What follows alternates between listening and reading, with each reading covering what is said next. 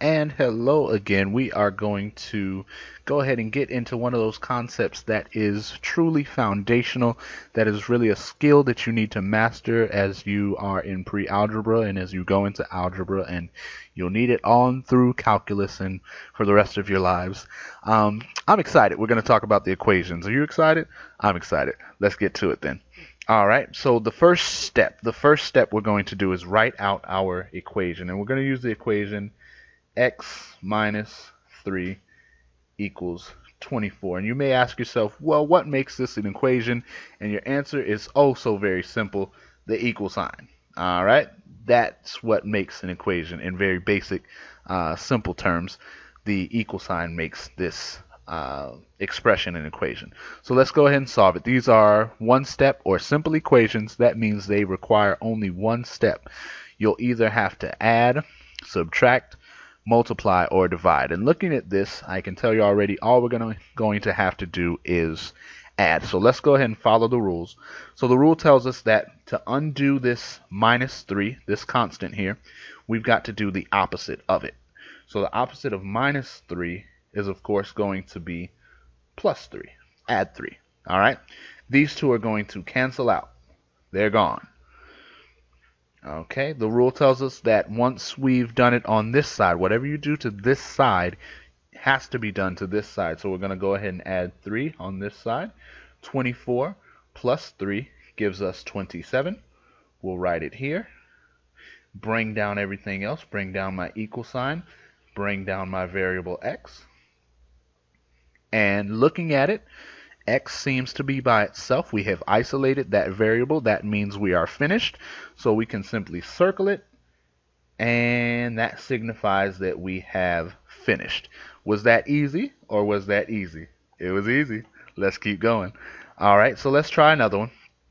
Let's try another one. Let's use the variable a plus 37 equals let's say 24. Okay, looking at this, all right, the first thing we're going to have to do is undo this constant, and we undo it by using inverse operations. Nothing has changed. So the opposite of plus 37 is take away 37 minus 37. These two are going to cancel. All right, whatever we've done on this side, we have to do on the next side. All right, so 24 minus 37 now. Okay. All right, if we do that, we end up with 13. 13 or negative 13?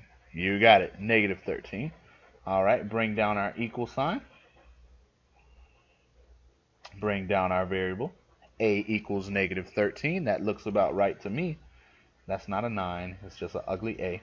Okay, so A equals negative 13, and we finished that one. Let's move on to do some other ones that you will encounter.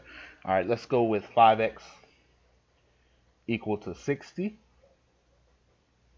Okay, this one is going to be similar in that you just use one operation, but looking at this number paired with this variable tells us that this is a coefficient, and this is the same as saying 5 times x. Okay, so the opposite of times, the opposite of multiplication is division. So we are going to use the inverse operation.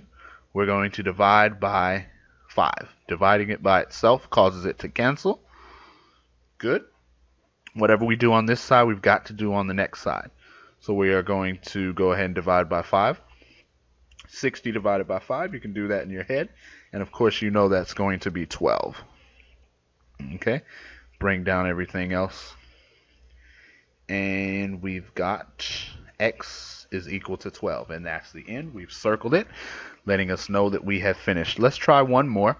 These are the ones that people usually freak out when they see, but I promise you it is every bit as easy as the next one, as the first ones we've done. Okay, so let's try let's say t over 4 is equal to 33.